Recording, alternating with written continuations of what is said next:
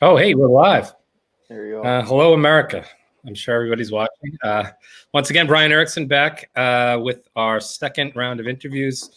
We have in the top right corner, Justin Jallen. Hi, Justin. Hello, Brian.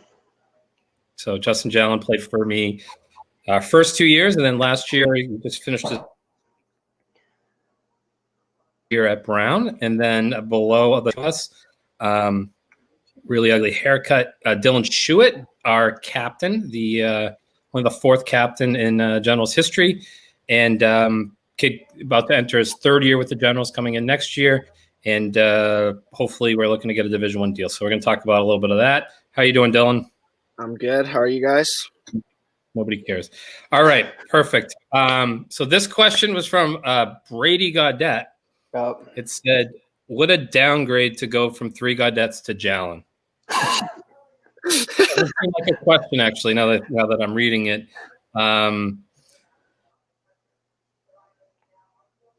So let's see. We have one from Matsuz Kudra. Do you know who that is, Dylan? Yeah, I do. Who is it? Tell me who it is. It's my girlfriend's friend's boyfriend. Okay, he wants to know if you can beat him in arm wrestling. Honestly, probably not. No. That's a really bad one. All right, here we go.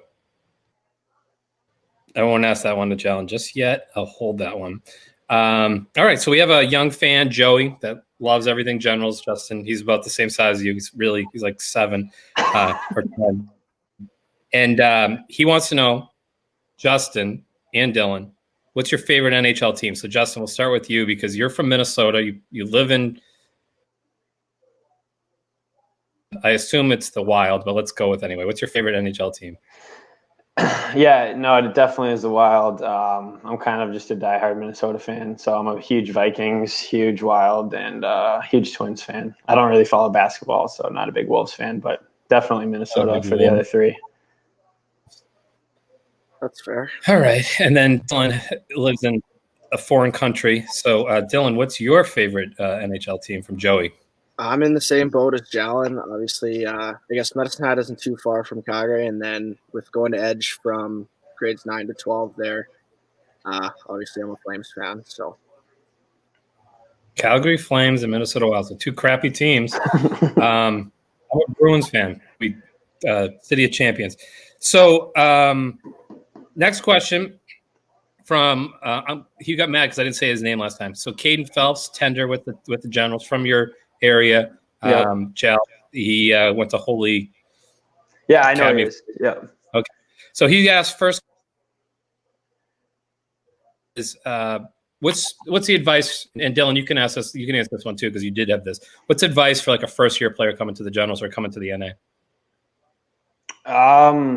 I would say just kind of stick with it. Like, you know this, Brian. Like, I didn't have a good first year at all, and part of that was just we didn't have a good year as a team. But like, even if you're not, playing as much as you want to, or things aren't going your way, or you're not talking to schools, just stick with it. Like, because, the next year it ended up working out for me. But that first year, I never really would have thought it would. So coming in as a first year player into juniors, I would say just kind of stick with it and just kind of have fun.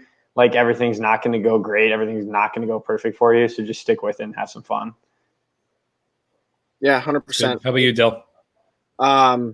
Yeah, my time at the Generals when I first got there was kind of a tough transition coming from Brookings. And, just like Jallen said, you just got to keep going, put your head down and stick with it and just show up every day and do what you can. So.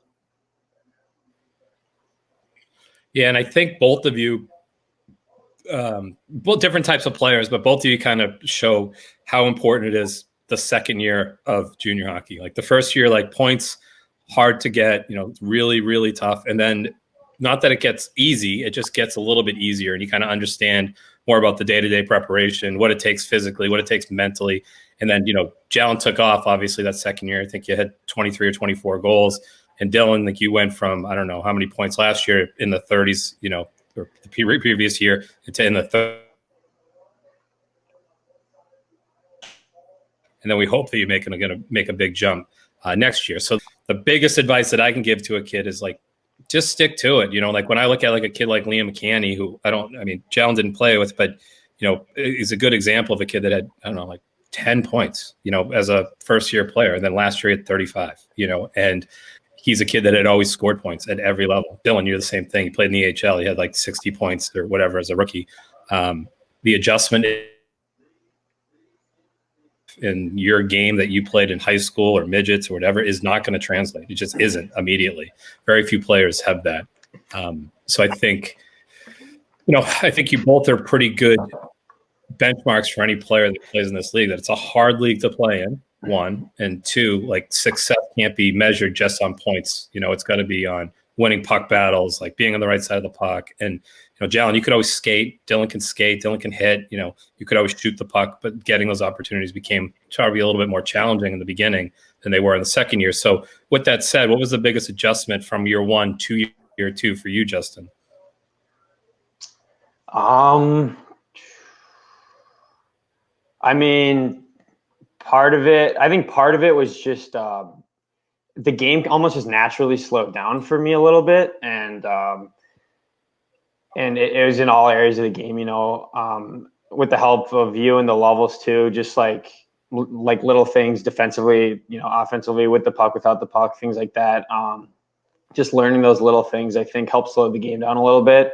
And then also, I think I just had a lot more confidence in my second year than I did my first year. And part of that was probably because I had a little bit of a better start to the year. I had a terrible start to my first year, and just having that confidence and, maybe being able to do that extra little move or something can help put up points and also just be a more effective player. Yeah. Confidence How about you, Del? was definitely huge, I think. And as far like everything, even I noticed being a center, like face-offs was something I, take very seriously. And even that at this level, it's much more difficult. Every aspect of the game becomes harder. So, but yeah, coming back my second year, you're more confident in all those areas. You know what to expect. Everything just, feels more comfortable out there. So, yeah. I think both of you too. I was thinking about this last night as I was kind of preparing. You both do things, enough things that don't show up on the score sheet to stay in the lineup, right? So one of the biggest factors for both of you is that whether you were struggling offensively or not, you were both continuously in the lineup. You just kept being put in. Like Jallen's name's written in, Schuett's name's written in, and you're just rolling out there. So it was kind of, whether you thought you were struggling or not. I think Jallen went like 16 games or something to start the year without scoring. Still in there every single game because he was doing enough to be in the lineup. Like Dylan, your first year here, I think, some people, not me necessarily, had a expectation that you were going to take what you did in the EHL and all of a sudden it was going to transition right to the NA. And we didn't. We had an expectation that you were going to go out there and be hard to play against, and you were going to be kind of a shutdown guy and hopefully create some scoring opportunities with your speed and your physicality.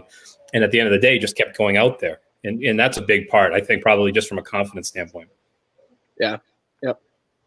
So, for me, the biggest takeaway for Caden should be, if you're not scoring, you're not getting points, is make sure that you're effective. Make sure that you're able to impact the game. There's Jallen's incredibly fast.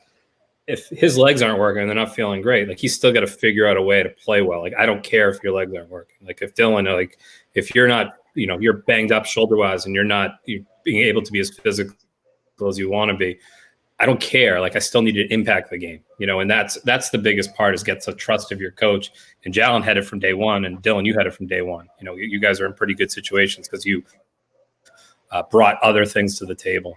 So Caden, that's a good answer. You need to find a reason to stay in the lineup, and there's guys that Jallen referenced, our tough first year. We had 4 wins, which is pretty amazing.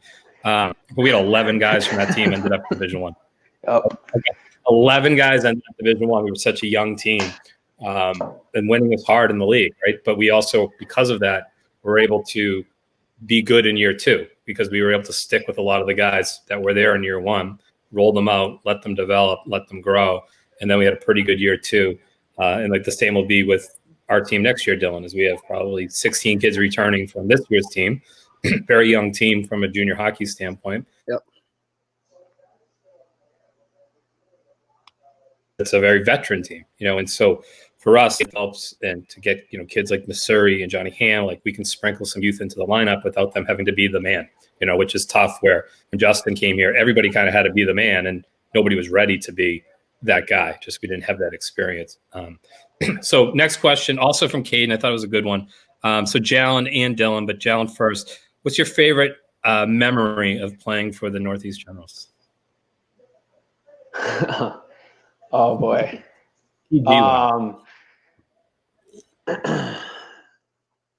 So my biggest memory, and I'll say it's my favorite, was driving to Minnesota in the vans. And so we took vans to the showcase because we stopped in Michigan to play Adrian College. And during like the actual trip, it was miserable, but looking back on it, it was like one of the best junior memories I've had. And because you'd be in the car for 12 or in a van with 10 guys for 12 hours both days. And so you'd be doing rap battles and you'd just be like ripping each other, and it was just fun. And it was kind of just textbook junior hockey, just a bunch of guys, dinking around and just getting to know each other and having fun. So that's probably the one memory that I remember the best. That was pretty wild. How about you, Del? Probably most memorable would definitely be playoffs last year in Johnstown. I mean, obviously that's pretty hard to forget. Yes, cut it off there. That was by far the most memorable, but probably my favorite moment with the Gens was in Alaska. I mean, that was just, a month ago, and I guess those are our last games, but that was an awesome trip, and I hope we can do it again next year. Yeah, and I think, the Alaska trip, I was talking to Rob Profit from the Ice Dogs yesterday. Like, it probably saved our franchise that first year, Justin. Like, we weren't good, obviously, but we were competitive. Like, we were in games. Like, we weren't. Yeah. It wasn't we were losing like 10 to every game. Like, we were in games. But then we went to Alaska towards the end of the year, or like in January-ish, and it was cold. And we had such a great time as a team, like a bonding experience as a team.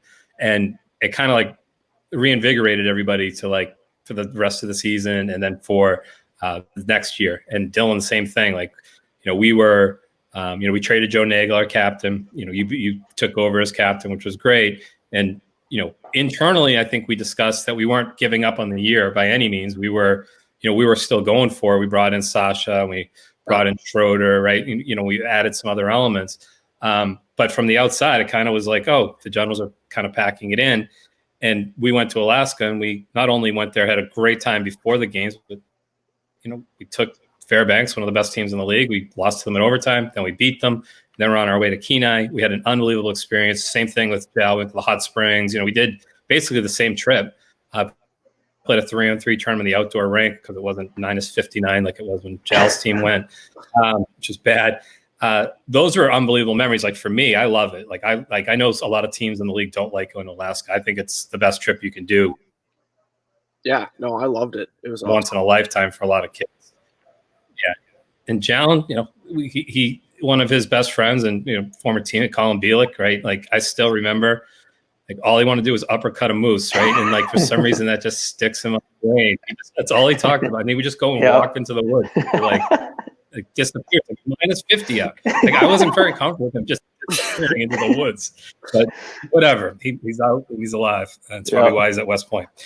So that's good answers for both the trip to the first trip to the showcase. Like, we had no idea what we were doing. And it was 12 hours. It's like, do we fly to Michigan and then fly from Michigan to Minnesota? And we took the vans. Bad idea, bad drivers. It was pretty unbelievable experience. And, it's one of those things we just keep learning every day. So, all right, here we go. Let's see. So Tyler Cooper's trying to be funny, but I'm going to actually make it into a real question. And this goes for both of you, because one of the biggest things that the adjustment is, food intake, getting your body right, getting your brain right. So Cooper asks, how many meals do you eat a day, Dylan? So I know you eat like 12 meals a day, right? It's not that crazy. Right now it's at 6. Okay. And Jal, do you still, like, when you're in the off season, like focus on what you're eating, or do you kind of like take some time off?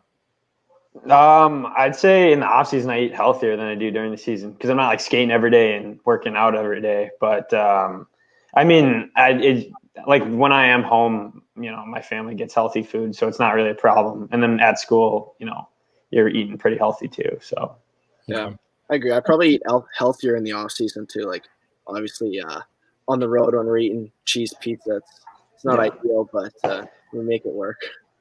Yeah, we try to limit that a little bit. It's hard to do, right? The other team's responsible for your post-game meal. Yeah, exactly. And that's what we give them. And then Cooper wants to know when you get to cut your hair, Dylan. Yeah, it's as soon as this is over. As soon as I can actually go get my hair cut by someone, like I'm not cutting my own hair, Coop. So okay, well, there's a lot of hair questions. So to know how you get your hair so perfect, Justin. So you like wants to know. Oh, is that Monty? Yeah, Monty wants to know how you got your hair so perfect. In general. I don't know how to answer that. You just wake up. I do comb it. I use a comb, and that's about it. Oh, it's pretty good advice. Obviously, Dylan doesn't. So that's good. So then I have, how does Brian get his hair so luscious? I use a comb and body wash because I don't use shampoo. So that's from Caden Rakes, the Make-A-Wish kid. Okay, and then a couple other things. So for Justin, so you're made a transition. Obviously, you played 2 years of juniors. You went in with 1 year left of eligibility. Everything kind of happened fast that second year. Got a commitment to Brown, which is obviously an Ivy League school, incredibly smart. I wouldn't have said you're like a slam dunk Ivy League kid going in. Smart kid, absolutely, but grade wise, definitely borderline. Hockey helped you. How big of an adjustment was it in the classroom? Going from full time athlete to full time hard student and athlete?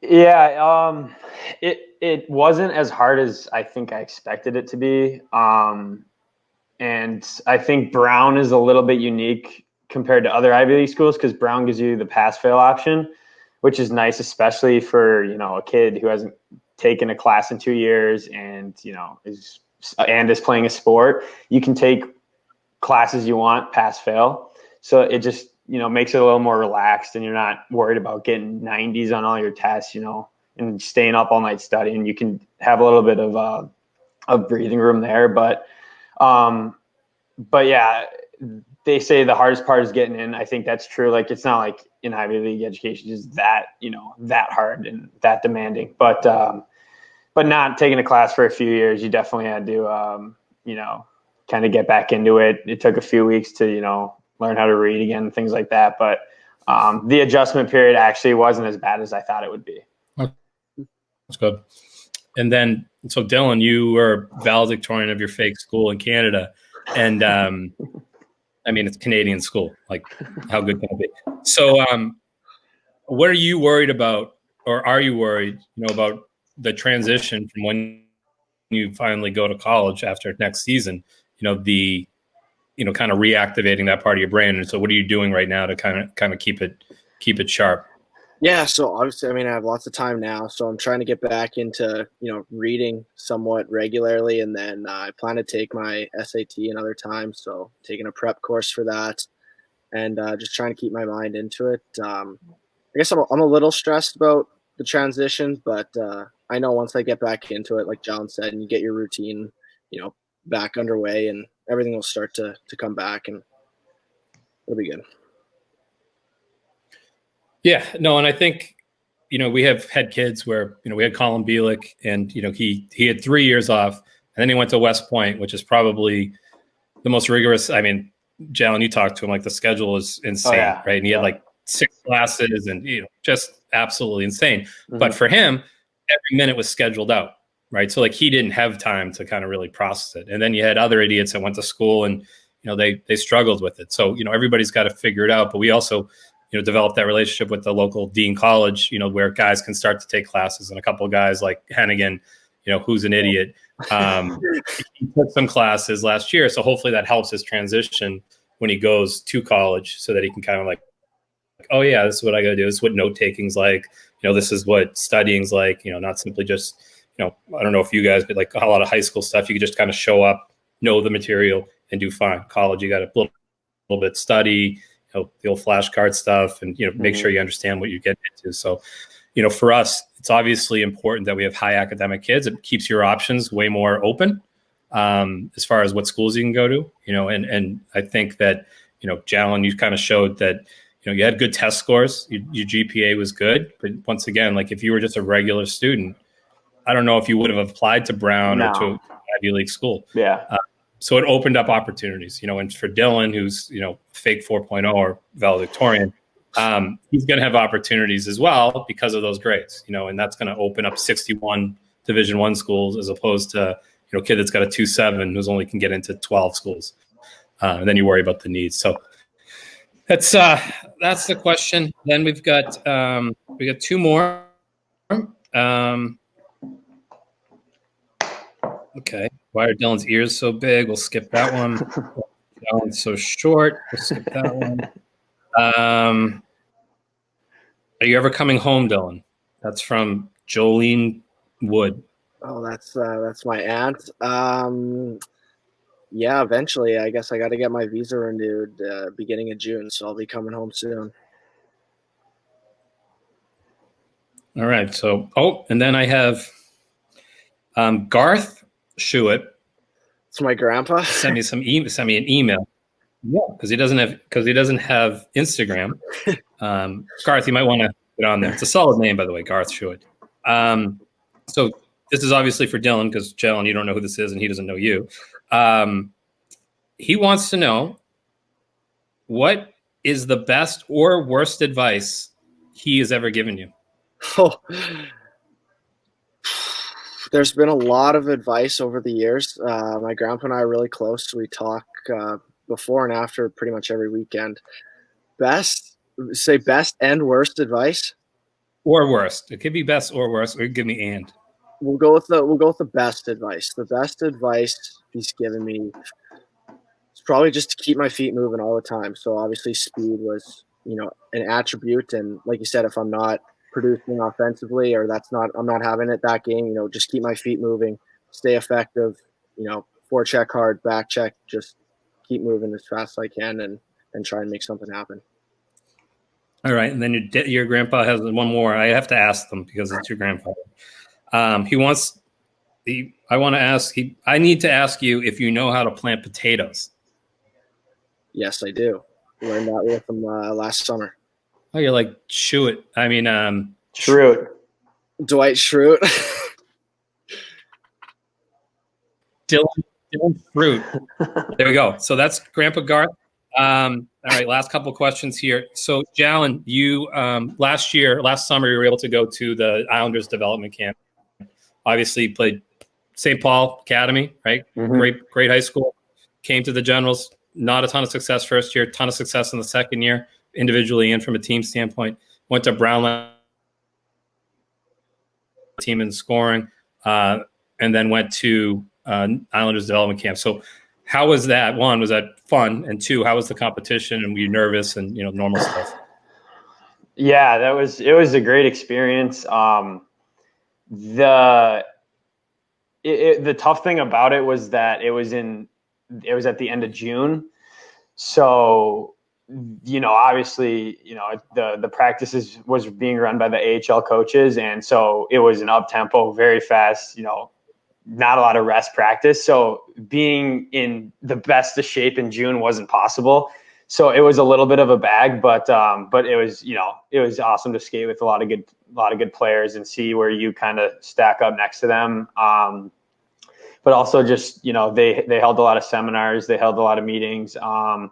We got to meet with Coach Trotz of the Islanders, and that was pretty cool. So it was just a great experience, and you learned a lot, not only for on ice things, but things you can do off the ice too.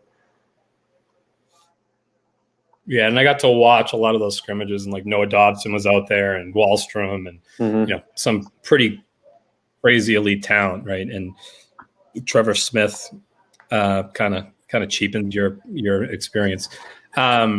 So is there have you had contact with the Islanders since, or is there not going to be development camps this year, or you just don't know? Well, I mean, I'm going to go ahead and assume there won't be any. I got a phone call from them a few months after I went to camp, just kind of catching up. But no, like there hasn't been anything going on right now, I don't think. Just with everything going on. So yeah, I don't really know. It's good. Okay. And so lastly, kind of a common question is, what are you doing? So Dylan, obviously I know you're at the gym a lot, right? And I'm not making fun of you. But what are you doing other than working out to try to make sure you're ready? This is going to be a tough off season for you too, Giles, right? Like, you're going to get to campus, you're not going to have probably the Minnesota, like that great league that you guys play in. I can't remember what it's called. Dylan, you're not going to have as much ice time as usual. What are you going to do to ensure that you're ready to hit the ground, kind of running, especially both of you are veterans and leaders on your respective teams? Yeah, I mean, I'm just trying to do everything I can. So obviously, like you said, in the gym, but away from that, I'm staying in shape, going to the football field, doing sprints, and then tossing on the rollerblades, working on the hands, and then Rebecca has a fairly long driveway, so setting the net up and just ripping pucks, a couple hundred a day, and just trying to stay in tip top shape and work on certain skills. So there's lots of time for it. So now's the time to work on those specific skills and get ready as much as I can. Obviously, it'll be an adjustment when we get back on the ice, but everyone's in the same position. So. All right. How about you, Giles? Yeah, in the college season, you have a little bit longer of an off season. So what I like to do, I did this last year and I'll do this year, is after our season ends, I take about 2 months and I don't do anything with hockey.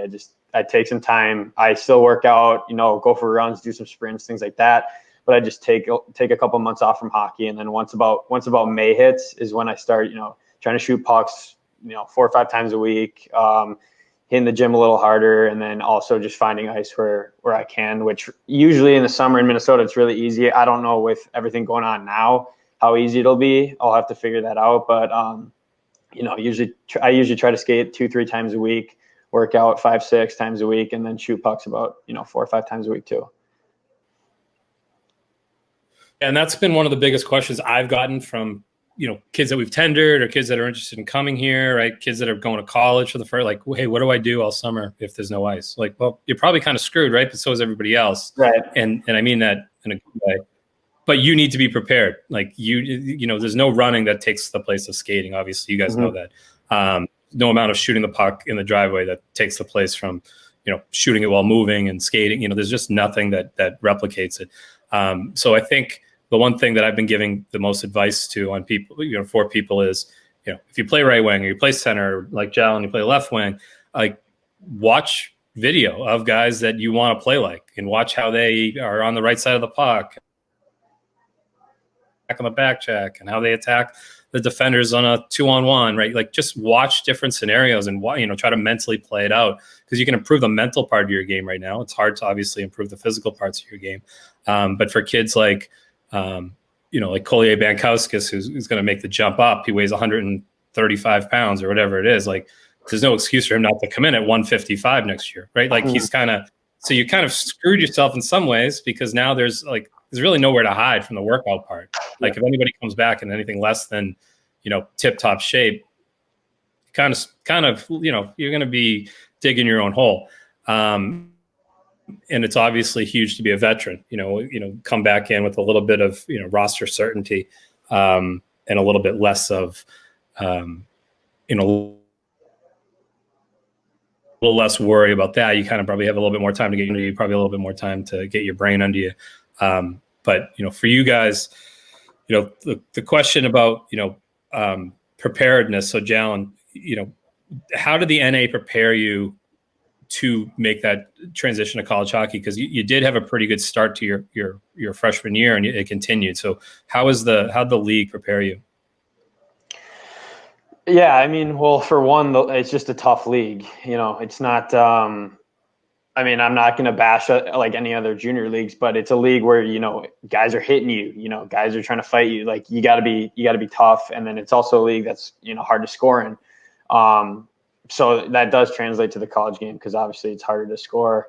And then I also think that I was in a similar position my first year juniors as my first year college, in that, I was fighting, because I'm first year junior, I wanted to be, top six. I wanted to be a power play guy. And then in college, I kind of came in, I just want to be, I was like, I want to be a lineup guy. If I got to start third, fourth line, work my way up, that's okay. So you're kind of just fighting for that role. Just like my first year juniors, I think I was, fighting for that top six, that power play. So I think there's a similar kind of experience there. How about you, Dill? So yours is more, and for anybody that's watching, both people, the Dylan plays a style that's reliable, right? And Dylan last year, even though he played here the year before, almost the full season, we had acquired him, started to get more of my trust, started to get power play time, always was getting penalty kill time, but started to see different scenarios in the offensive zone, right?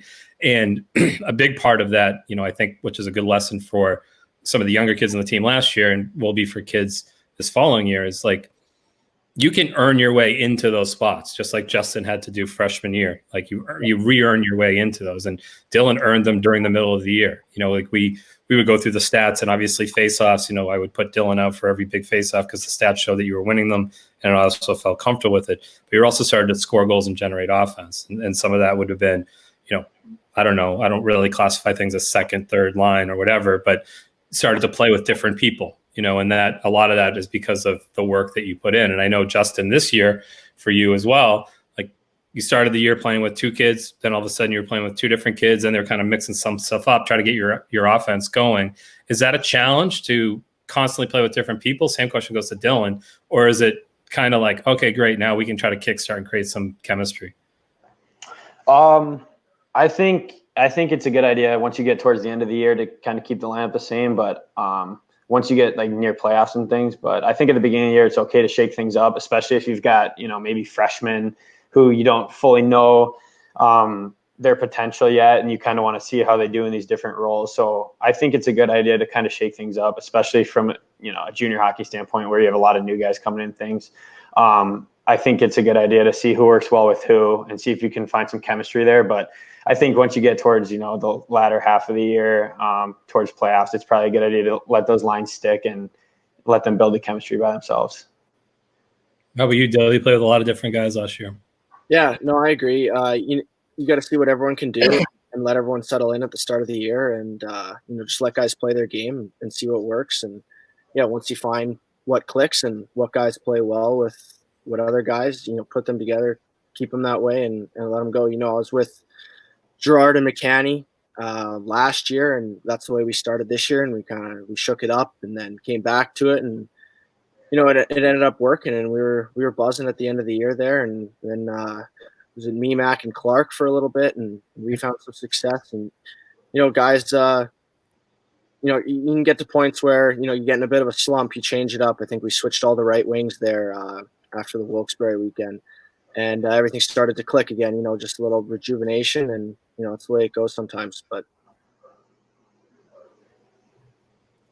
okay, and then last question, Justin, is Connor Marshall the best looking kid at Brown? For sure on the hockey team, probably at Brown. I don't think I've seen anyone better looking. He smoke show. Yeah. We'll see how the Florida sun, treats his skin this summer. Hopefully he'll come back looking even better. Yeah, Dylan knows. Kid's just a nice piece of man meat. So I appreciate your time, guys. I hope you stay safe during the quarantine. Thanks for answering questions of the guys, and look forward to seeing you guys soon. Thanks, Brian. Right on. Thanks, Brian.